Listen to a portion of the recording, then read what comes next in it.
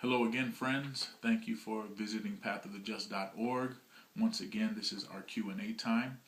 And this response comes as a result of a request by Stephen Lewag for information on the 1290 and the 1335 in Daniel 12. So let's begin there. Daniel 12, verses 11 and 12. The Bible says this: "And from the time that the daily sacrifice shall be taken away, and the abomination that maketh desolate set up, there shall be 1,290 days.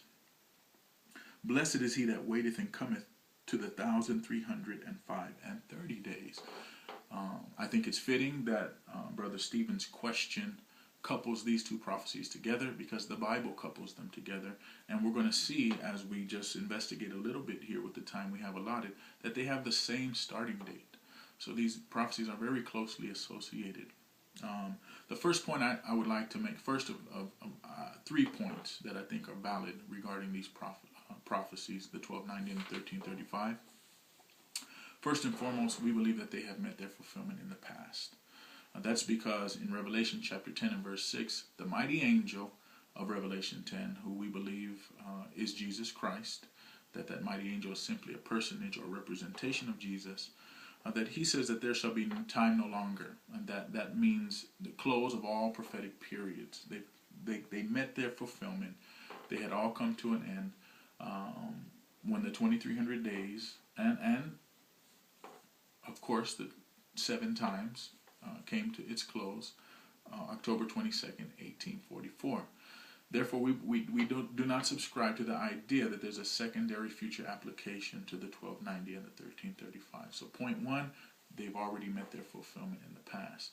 Point 2, which I think is extremely important, is that you can see, once again, reading Daniel 12:11, "And from the time that the daily sacrifice shall be taken away, and the abomination that maketh desolate set up," then the 1290 and 1335 are mentioned.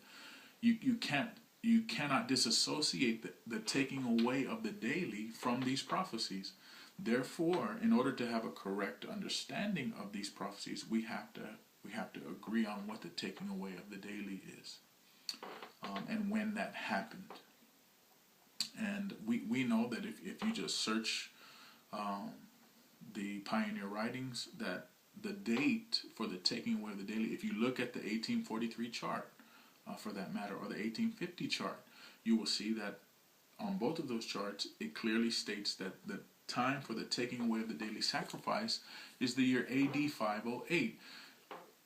Again, look through the writings of the pioneers. You'll see many references made, historical references to events that would mark the fulfillment of 508 being the time that the daily or paganism was taken away, whether that's the Christianization of the Ostrogoths, the Christianization of King Arthur and the Britons, the Battle of the Visigoths.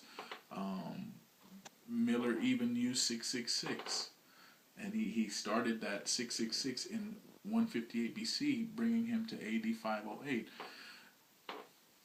All of those aside, I think that the greatest argument on behalf of 508 being the time of the taking away of paganism, and let me address what I mean when I say the taking away of paganism. The taking away of paganism as a legitimate obstacle in papal ascendancy. I'm going to say that again. The taking away of the daily was it. Now, paganism and its forces and its power and its ability to hinder the papacy from now being enthroned upon the earth for 1260 years, that pagan opposition had to be removed. And the most striking argument on behalf of that happening in 508 is the fact that Antichrist counterfeits Christ. Let me tell you what I mean. In Luke 3:23, we're told that Jesus was 30 years old when he was baptized. In Daniel 9, verses 25 through 27, we deal with the 70 weeks. It talks about Messiah being cut off. It talks about him causing the sacrifice and oblation to cease in the midst of the week, or 3.5 years after he began his ministry. So let's just look at the line of Christ for just a second here. Jesus is in preparation for 30 years. Then he gives his ministry. He's active for 3.5 years, and then he receives a deadly wound. Now let's look and compare that to the line of Antichrist. The papacy is in preparation It's on the fast track, as it were, to now being enthroned on the earth. From 508, 30 years in preparation brings to 538. That's when the 1260 years, or 3.5 prophetic years of activity for the papacy begins. And then what happens? It receives a deadly wound.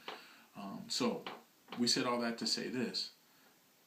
We believe that the 1290 and the 1335 both began in 508, AD 508, the taking away of the daily.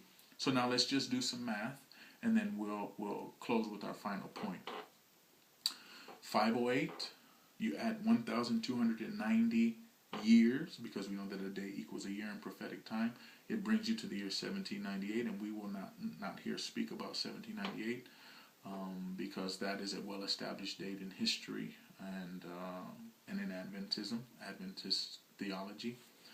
But let's take that same 508 and add 1,335 years to it, and we end up in 1843. And here's the last point. The 1335, we know that the 2300 and the 2520, that they were once thought to end in 1843, and after some reconsideration, the brethren understood that they would end in 1844. That's not the case with the 1335. Number one, it doesn't begin in BC time. Therefore, you do not have to add another year to it, which we have to do when we reckon time that goes from BC to AD. You don't have to do that with the 1335 because it began in AD and ends in AD. Therefore, the calculation is correct. It ends in 1335 when it comes to the time of the blessed waiting period. And let me just clarify again, this being the final point. The Bible says in Daniel 12:12, blessed is he that waiteth and cometh to the 1,305 days. That waiting we associate with the tarrying of Habakkuk's vision. Habakkuk chapter 2, though the vision tarry, wait for it. We also associate that with the tarrying time of the parable of the 10 virgins of Matthew 25. What's the blessing in that tarrying? Well, what's the blessing of the 1335? The blessing is those who were participating in the Millerite movement were actively fulfilling Habakkuk's prophecy and Christ's parable. What a tremendous blessing that is indeed. I hope that you'll be blessed by digging deeper for yourself, taking the little book and eating it, of course, and that this will be a catalyst, these brief moments of discussing the 1290 and 1335, that there'll be a catalyst for you out there to go back and study a little bit deeper.